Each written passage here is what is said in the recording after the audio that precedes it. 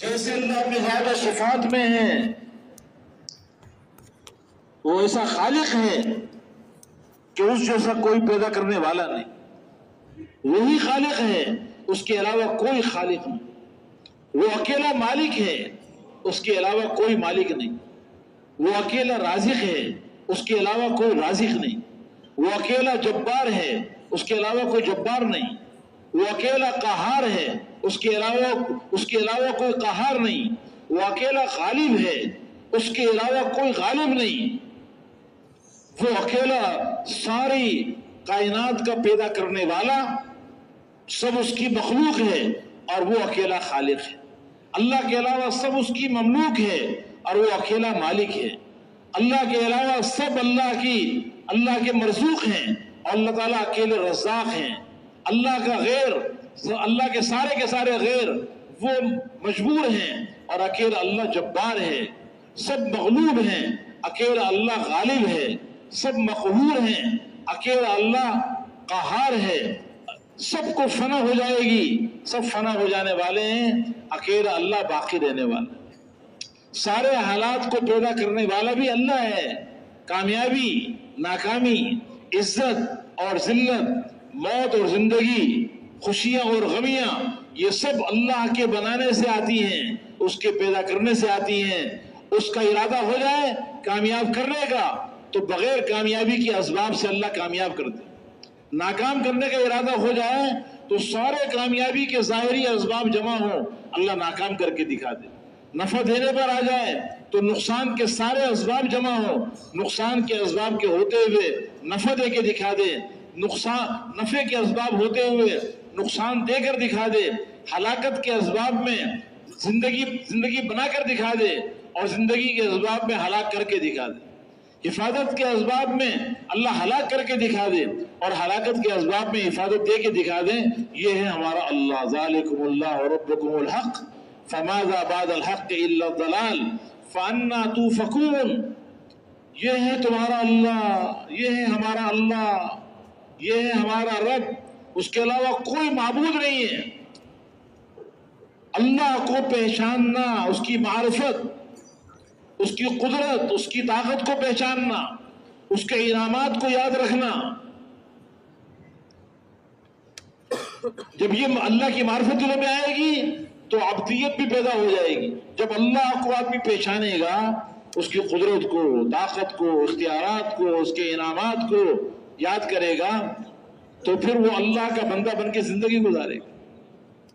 جب لا الہ الا اللہ مان لیا کہ اللہ کے علاوہ کوئی معبود نہیں، کوئی اللہ کے علاوہ مقصود نہیں، اللہ کے علاوہ کوئی مطلوب نہیں، اللہ کے علاوہ کوئی محبوب نہیں، اس ساری کائنات کو بنانے والا، اس پہ تصرف کرنے والا اکیلا اللہ ہے، تو وہی اللہ اس قابل ہے کہ اس کی عبادت کی جائے، اس کا کہنا مانا جائے، اس کے حکم کو پورا کیا جائے، اس کی چاہت کو پورا کیا جائے، اس اللہ سے تعلق بنایا جائے، اس اللہ سے یاری لگائی جائے، اس سے دوستی لگائی جائے، اس اللہ کو اپنا بنایا جائے، اس اللہ کو راضی کیا جائے، اس کے حکم پہ زندگی کو قربان کر دیا جائے، اپنا سب کچھ اس کی چاہتوں پہ قربان کر دیا جائے۔ ہر حال میں جو اللہ کی چاہت ہے اپنی چاہتوں کو قربان کر کے اللہ کی چاہت کو پورا کیے۔ یہ ہے ایمان، یہ ایمان کا سرمایہ، اس سے انسان قیمتی بنتا ہے، چاہے اس کی جیب میں کچھ بھی نہ ہو، ایک پھوٹی کوڑی جیب میں نہیں ہے لیکن دل میں ایمان بھرا ہوا ہے۔ اب اس ایمان کا ذریعہ کیا ہے؟ اس ایمان کا محل ہے دل۔ ایمان کا محل کیا ہے؟ اور دل اللہ نے سب کو دیا ہے اور مفت دیا ہے، دیا کہ نہیں دیا بھائی؟ اور اس دل کے اللہ نے کوئی پیسے لیے ہیں؟ اور اللہ اگر مانگ لے کہ بھئی دل کی قیمت ادا کرو، دل کی قیمت ادا کرو، تو کوئی ادا کر سکتا ہے؟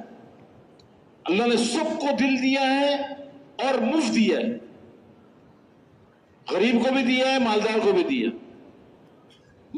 بادشاہ کو بھی دیا، محکوم کو بھی دیا، پڑھے لکھوں کو بھی دیا، ان پڑھوں کو بھی دیا، ہر ایک کو اللہ نے دل دیا ہے اور سب کو ایک ہی دل دیا ہے۔ یہ نہیں کہ غریب کو ایک دل دیا اور بادشاہ کو دو دل دے دیے۔ وَمَا جَعَلَ لِرَجُلٍ مِّن قَلْبَيْنِ فِي جَوْفِهِ، کسی انسان کے پیٹ میں دو دل نہیں بنایا اللہ نے، ایک ہی دل بنایا سب کے لیے اور سب کو دل مفت دیا ہے۔ اب انسان کی ذمہ داری ہے کہ یہ ایسی محنت کرے کہ جس محنت کے ذریعے اس کے دل میں ایمان اترے.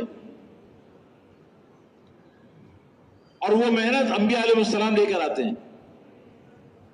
یقینوں کے بدلنے کی محنت، دلوں کے ٹھیک کرنے کی محنت. اس لیے حضور پاک علیہ السلام نے ارشاد فرمایا ان فی الجسد لمضغہ اذا صلحت صلح الجسد كله واذا فسدت فسد الجسد كله الا وهي القلب الا وهي القلب الا وهي القلب. فرمایا دیکھو کان کھول کے سن لو، انسان کے جسم میں ایک گوشت کا لوتھڑا ہے، اگر وہ ٹھیک ہو گیا اور وہ نیکی والا بن گیا اور وہ اپنا کام صحیح کر رہا ہے تو پورا جسم ٹھیک ہو جائے گا، پورا جسم نیکی والا بن جائے گا، پورا جسم اپنے سارے کام صحیح کرے گا. اگر وہ بگڑ گیا، اس میں فساد آ گیا، اس نے اپنا کام چھوڑ دیا تو پورا جسم بگڑ جائے گا، پورے جسم میں فساد آ جائے گا. اور فرمایا کان کھول کے سن لو، وہ انسان کا دل ہے. کان کھول کے سن لو، وہ انسان کا دل ہے. کان کھول کے سنو، وہ انسان کا دل ہے. دل کو بنانے کی ضرورت ہے. آج اپنے چہروں کو بنانے کی بڑی محنت ہوتی ہے. میں اچھا لگوں، کپڑے اچھے بنا رہا ہے. ٹھیک ہے، کپڑے بھی اچھے پہن لو، چہرہ بھی اچھا کر لو بولے اپنا، لیکن اصل محنت کیا ہے؟ دل کو بنانے کی.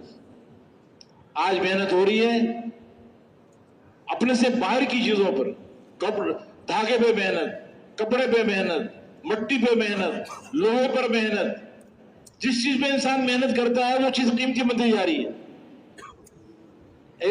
لیکن اصل محنت جس سے انسان بنتا ہے، جو انسان سازی والا کام نبی لے کر آئے ہیں، اس میں سب سے بنیادی بات اپنے دلوں کے اندر ایمان کا بنانا، اللہ سے اپنا تعلق ٹھیک کرنا. اور وہ دعوت کی محنت کے ذریعے ہوگا. اس کے لیے ایمان کے بولوں کا بولنا، جہاں جہاں سے ہوتا ہوا دکھائی دے رہا ہے اس کی نفی کرنا. لا الہ الا اللہ، سب سے پہلے نفی. جہاں سے ہوتا ہوا دکھائی دے رہا ہے، جہاں سے کامیابی نظر آ رہی ہے، عزت نظر آ رہی ہے، سکون اور چین نظر آ رہا ہے، زندگی کا بننا نظر آ رہا ہے، مسائل کا حل ہونا نظر آ رہا ہے، جہاں جہاں سے مشاہدے میں نظر آ رہا ہے اس مشاہدے کا انکار کرنا، اور اللہ کی قدرت جو چھپی ہوئی ہے جو نظر نہیں آ رہی اس اللہ کی قدرت کا یقین کرنا کہ اللہ نے اسباب کو آگے رکھ دیا، سامنے کر دیا، اور اپنی قدرت کو اللہ نے چھپا دی. اب نظر اسباب آ رہے ہیں، اسباب سے ہوتا ہوا نظر آ رہا ہے، حالانکہ کرنے والا کون ہے؟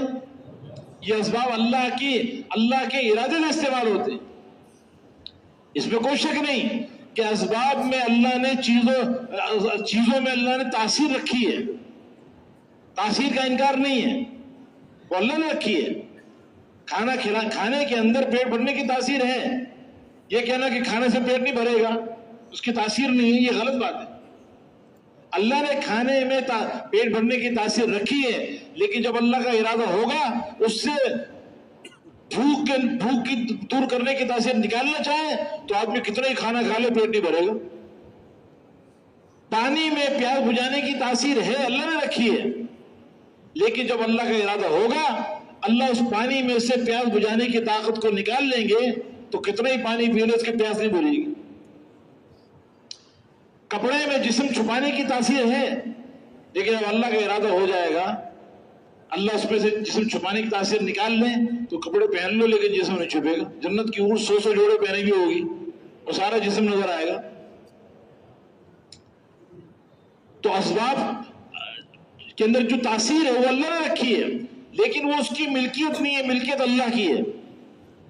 اس لیے جہاں جہاں سے ہوتا ہوا نظر آ رہا ہے وہاں سے اپنا رخ موڑ کر جہاں سے ہوتا ہوا نظر نہیں آ رہا اس اللہ سے، اللہ کی قدرت سے جو اللہ نظر نہیں آ رہا، اس اللہ کا اس بات کرنا ہے انی وجہت وجہی للذی فطر السماوات والارض حنیفا وما انا من المشرکین۔ ابراہیم علیہ السلام نے یہی فرمایا کہ میں سب جگہ سے رخ موڑ کر اپنا رخ ایک اللہ کی طرف کرتا ہوں، اس اللہ کی طرف کہ جس نے ساتوں زمین و آسمان بنائے ہیں، وہی سب کچھ کرنے والا۔ نہ سورج سے کچھ ہوتا ہے، نہ چاند سے ہوتا ہے، نہ اس کائنات سے ہوتا ہے، اس ساری کائنات اور کائنات میں پھیرے ہوئے نقشوں سے کچھ نہیں ہوتا، اللہ کے ارادے کے بغیر کرنے والا اکیلا اللہ ہے۔ یہ ایمان لا الہ الا اللہ یہ دل کی زینت بن جائے، یہ دل کی زینت بن جائے۔ اللہم حبب الینا الایمان، حضور پاک علیہ السلام کی دعاؤں میں کہ اللہ ایمان کو میرے دل میں سب سے زیادہ محبوب بنا دے۔ تو اس ایمان کے لیے اللہ نے دل دے دیا، دل کو ٹھیک کرنے کی محنت۔ اگر دل ٹھیک ہو گیا تو یہ پورا کا پورا جسم ٹھیک ہو جائے گا، پھر یہ آنکھیں ٹھیک ہو جائیں گی، ان آنکھوں سے یہ حرام نہیں دیکھے گا، پھر اس کے کان ٹھیک ہو جائیں گے، کانوں سے حرام آوازیں نہیں سنے گا، پھر اس کی زبان ٹھیک ہو جائے گی، زبان سے یہ جھوٹ نہیں بولے گا، زبان سے کسی کی عزت کو نہیں اچھالے گا، زبان سے اللہ کے حکم کے خلاف کوئی بول نہیں بولے گا، پھر اس کے ہاتھ صحیح استعمال ہوں گے، ان ہاتھوں سے یہ ظلم نہیں کرے گا، ان ہاتھوں سے عدل کرے گا، ان ہاتھوں سے لوگوں سے نہیں مانگے گا، ان ہاتھوں سے لوگوں کو دے گا، پھر اس کے پاؤں ٹھیک ہو جائیں گے، پھر اس کے قدم اللہ کے گھر کی طرف اٹھیں گے، نیکی کی طرف اٹھیں گے، دین کی محنت کے لیے اٹھیں گے، اللہ کے راستے کی طرف اٹھیں گے، نیکیوں کی طرف اٹھیں گے، اللہ کی نافرمانی کی طرف اس کے قدم نہیں اٹھیں گے، اس لیے کہ دل ٹھیک ہو گیا۔ اس لیے سب سے پہلی محنت اور سب سے زیادہ محنت وہ دلوں کے ٹھیک کرنے کی محنت، اس کے بغیر انسان نہیں بنتا۔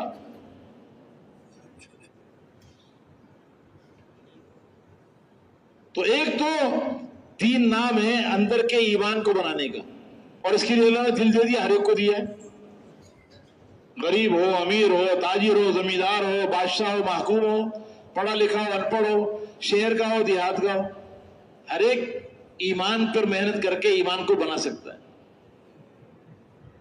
اور دوسرا کام کیا ہے؟ اندر کا سرمایہ جو اللہ نے انسان کے اندر رکھا ہے کہ یہ انسان اعمال صالحہ سے اپنے پورے کے پورے جسم کے اعضاء کو مزین کرے،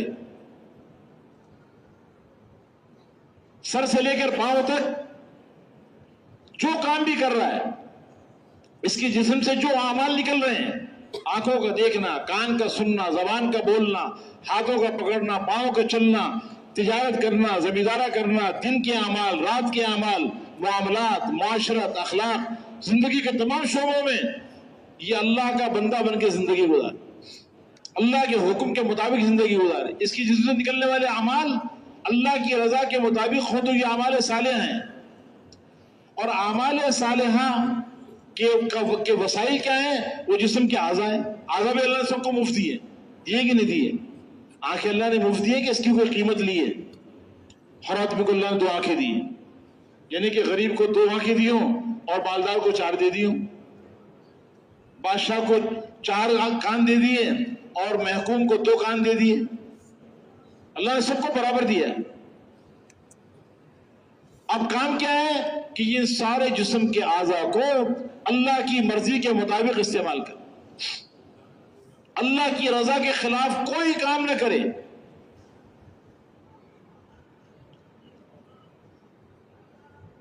یہ اندر کی مایا ہے، یہ انسان کے اندر یہ سرمایہ موجود ہے، اس کے لیے باہر دھکے کھانے کی ضرورت نہیں ہے۔ آج ساری دنیا دوڑ لگا رہی ہے، کوئی پیسے کی طرف دوڑ رہا ہے، کوئی عہدوں کی طرف دوڑ رہا ہے، کوئی دنیا کے نقشوں کی طرف دوڑ لگا رہا ہے، اور یہ غلط یقین شیطان نے بٹھا دیا ہے کہ ان چیزوں سے زندگی بنے گی، حالانکہ پورے قرآن میں اللہ تعالیٰ نے ایک جگہ بھی نہیں کہا کہ ان دنیا کی چیزوں سے زندگی بنے گی۔ یہ تو اللہ نے بار بار کہا کہ یہ دنیا یہ متاع ہے، یہ گزارے کا سامان ہے۔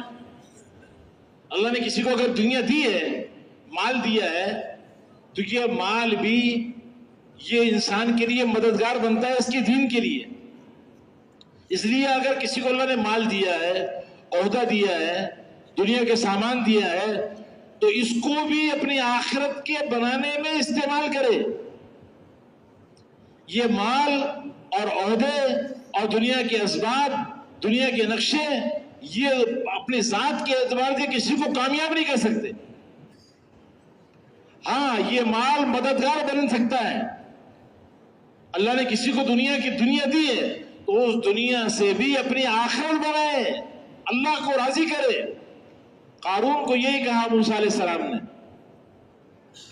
قارون کو بڑا گھمنڈ تھا اپنے مال کے اوپر کہ مجھے بہت مال ملا، اور یہ انما اوتیتہ علی علم عندی، میں نے اپنی سمجھداری سے، اپنے ہنر سے بہت مال کمایا ہے۔ موسیٰ علیہ السلام نے فرمایا کہ نہیں، ایسا نہیں ہے، یہ مال اللہ نے دیا ہے۔ اس لیے وَابْتَغِ فِيمَا آتَاكَ اللَّهُ الدَّارَ الْآخِرَةَ وَلَا تَنْسَ نَصِيبَكَ مِنَ الدُّنْيَا وَأَحْسِنْ كَمَا أَحْسَنَ اللَّهُ إِلَيْكَ وَلَا تَبْغِ الْفَسَادَ فِي الْأَرْضِ۔ اللہ نے تجھے مال دیا ہے، جو اللہ نے تجھے دنیا دی ہے، اس دنیا سے اپنی آخرت بنا لے۔ یہ دنیا بھی قیمتی بن جائے گی، یہ مال قیمتی بن جائے گا جس سے آخرت بنے گی۔ اللہ نے دنیا دی ہے، مال دیا ہے، عہدہ دیا ہے، وجاہت دی ہے، دنیا کے سامان دیے ہیں، اسباب دیے ہیں، اس سے اپنی آخرت بنا لے، اللہ کو راضی کر لے۔ یہ آخرت بنانے کا سامان بنا لے اس کو۔ اور وَلَا تَنْسَ نَصِيبَكَ مِنَ الدُّنْيَا، دنیا سے اپنا حصہ لے جانا بھول مت جانا۔ یہاں جو چیز آخرت کے بنانے میں کام آئی ہے، جس چیز سے آخرت بنائی ہے، یہ تمہارا عمل بنے گا کہ اس کو لے کے آخرت میں پہنچ جانا، باقی سارا یہی چھوڑ جاؤ گے۔ لے کر کوئی بھی نہیں جاتا، چاہے ساری دنیا کا بادشاہ ہو، ہر ایک کو کفن کی 2 چادروں کے اندر دفنایا جاتا ہے، اور کسی کی بھی قبر کے اندر بنگلہ نہیں بنایا جاتا، سونا نہیں رکھا جاتا، ہیرے جواہرات نہیں رکھے جاتے کہ بادشاہ صاحب ہیں اس کی قبر سونے کی بناؤ، اس کی قبر کے اندر، اس کی قبر جو ہے وہ 1-2 کنال کی بناؤ، اس کی قبر کے اندر ایک کنڈیشن لگا دو، اس کی قبر میں کھانے جمع کر دو۔ سب کو 2 کفن کے اندر دفنایا جاتا ہے، اور سب کی قبر مٹی کا ڈھیر ہوتی۔ اس لیے یہاں کی کوئی چیز لے کے جا نہیں سکو گے۔ ہاں، جو کچھ اللہ نے دیا تھا، جو دنیا اللہ نے دی ہے، اس کو اپنے آخرت کے بنانے میں اگر استعمال کر لیا تو یہ تمہارا حصہ دنیا کا ہے، یہ تمہارا آخرت میں کام آئے گا۔ اس لیے یہاں سے لے جانا پڑے گا، جو آگے بھیج دیا وہ تمہارا ہے، اور جو یہاں رہ گیا وہ وارث ہوگا۔ حضور پاک علیہ السلام نے فرمایا، پوچھا صحابہ کرام سے کہ ایکم مال وارثہ احب الیہ من مالہ، تم میں سے کون ایسا ہے جس کو اپنے وارث کا مال اپنے مال سے زیادہ پسند ہو؟ اپنے مال سے زیادہ اپنے وارث کا مال پسند ہو؟ تو انہوں نے کہا اللہ کے نبی کوئی بھی نہیں پسند کرتا، ہر ایک اپنا مال ہی پسند کرتا ہے، وارث کا مال نہیں پسند کرتا بلکہ اپنا پسند کرتا ہے۔ تو آپ نے فرمایا فَإِنَّ مَالَهُ مَا قَدَّمَ وَمَالَ وَارِثِهِ مَا أَخَّرَ، جو مال اس نے اللہ کے کام کے لیے آگے دے دیا، آخرت کے لیے بنانے کے لیے دے دیا، یہ مال اس کا اپنا ہے، اور جو چھوڑ کے جا رہا ہے یہ وارث کا مال ہے۔ آج جب آدمی دنیا سے جاتا ہے نا، تو دنیا والے تو یہ پوچھتے ہیں کہ کیا چھوڑ کر گیا، بچوں کے لیے کیا بنا کر گیا، بیوی کے لیے کیا بنا کر گیا، اور ادھر کیا پوچھا جاتا ہے، وہاں کیا دیکھا جاتا ہے، اللہ تعالیٰ کی طرف سے کیا دیکھا جاتا ہے کہ آگے کیا بھیج کر گیا، آگے کیا بھیجا ہے اس نے، یہ پیچھے چھوڑ کے گیا تو اس کا نہیں ہے۔ اس لیے آدمی کے مرنے کے بعد اس کے جسم کے کپڑے بھی اتار لیے جاتے ہیں، اس کے ہاتھ کی انگوٹھی بھی نکال لی جاتی ہے، عورت ہے اس کے کانے بندہ بھی نکالا جاتا، نہیں نکل رہا کاٹا جاتا ہے اس کو کہ اس کا نہیں رہا، یہ وارثوں کا ہے، مرتے ہی اس کا نہیں بنے گا وہ۔